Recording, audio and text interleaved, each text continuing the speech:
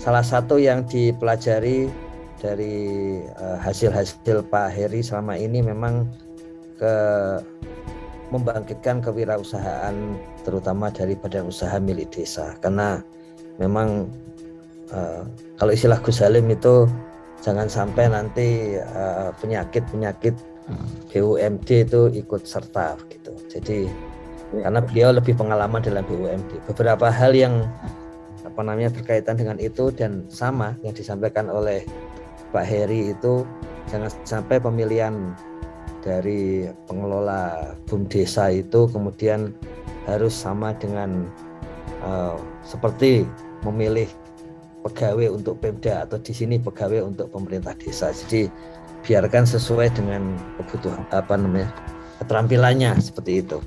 Kemudian juga kalau kita lihat beberapa pemikiran Gus Halim tentang BUMDes, kenapa sekarang diharapkan BUMDes tidak terlalu memperhatikan banyaknya PADes. Jadi pada waktu di lantai 2 itu ada usulan tentang bagaimana cara pemeringkatan BUMDes.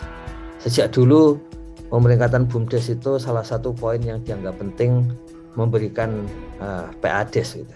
Tapi beliau sampaikan itu salah satu sumber penyakit kalau memang patokannya itu, karena yang paling penting justru masyarakatnya itu terbaca semakin sejahtera dengan adanya BUMDes itu. Jadi bukan terutama PADes tapi terutama warga desanya seperti itu.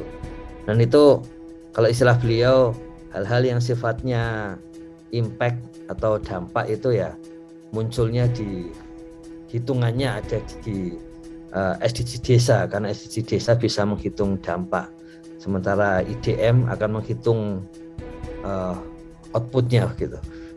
Nah, karena itu kemudian konsep mengenai aset itu kemudian dalam konteks seperti ini jadi berkembang, Gus Koco, kerabat desa ya Pak Heri. Jadi makanya tidak hanya aset ekonomi saja, tapi juga seperti berbagai aset yang lain, termasuk kalau warga desa itu bisa semakin memiliki spirit untuk mandiri gitu. Dulu ada pemikiran dari Menteri Desa sebelumnya, Menteri Eko. Kalau kita bandingkan yang hari ini misalnya ada pertemuan nasional mengenai sanitasi dan air bersih gitu. Kalau dulu idenya Menteri Eko itu bahwa desa dan pemerintah tidak mungkin menggunakan konsep pembangunan untuk membuat konstruksi air bersih dan sanitasi, karena jumlah kebutuhannya jauh lebih besar ketimbang pembangunan. Bahkan seandainya itu dilakukan dengan dana desa yang sekitar beberapa puluh ribu per tahun itu, tapi itu dianggap masih kurang dibandingkan jumlah keluarga desa yang puluhan juta. Makanya usulan dari Pak Eko itu waktu itu kita memperbaiki ekonomi, karena dengan memperbaiki ekonomi warga desa itu mereka jadi punya peluang untuk membuat sanitasi sendiri maupun secara budaya. Kalau istilah Pak Heri tadi aset diri, secara budaya itu mereka sudah lebih banyak melihat bahwa ternyata sanitasi yang berkualitas itu seperti ini, dan dengan ekonomi yang semakin baik itu maka mereka bisa memenuhi kebutuhannya sendiri gitu. Jadi itu hanya mungkin terjadi kalau konsepnya itu dampak atau manfaat, bukan konsep output atau keluaran.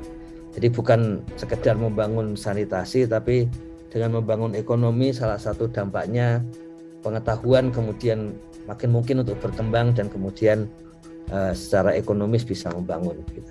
Begitu Gus Koco, makanya aset yang trilogi aset ini jadi penting dalam konteks seperti itu. Seperti sudah kita pelajari beberapa hari terakhir ini, memang konsep-konsep baru yang disampaikan oleh Menteri Desa itu memang harus muncul di wacana publik gitu, karena kalau tidak nanti dikira masih lama, dan kemudian beberapa istilah beliau tadi penyakit-penyakit lama nanti masih bisa ikut. Gitu sih Gus Koco. Kenapa? Ini kebetulan juga sedang di Bantul ini. Jadi nanti besok untuk pertama kalinya Sekdes dan Kades itu menyampaikan, jadi bukan yang lain.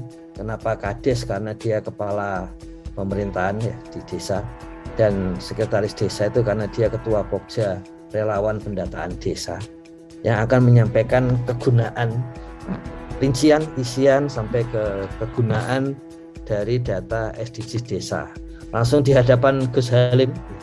Jadi apa namanya itu, untuk pertama kalinya nanti kita bisa melihat sejauh mana mereka presentasi dan kemudian nanti menjawab. Tapi ini seperti apa namanya, seperti menilai apa ya, kualitas skripsi kalau kita, atau tesis atau disertasi. Kalau jawabnya itu di luar data SDG desa, itu justru apa namanya, pandangannya itu nilainya itu turun. Tapi kalau semua bisa dijawab dengan SDG desa, pandangannya naik. Berapa jumlah penduduk desa di sini? Misalnya ada pertanyaan itu. Kemudian dijawab dengan sesuai pengalamannya, itu ya nggak bagus. Tapi kalau ditunjukkan dari web dashboard SDGs, di sini terbaca bahwa kuesionernya jumlahnya 8.368 misalnya gitu. Berarti jumlah penduduk desa segini. Itu berapa keluarga? Ya ditunjukkan gitu. Kemudian jalan desa yang harus diperbaiki berapa kilometer.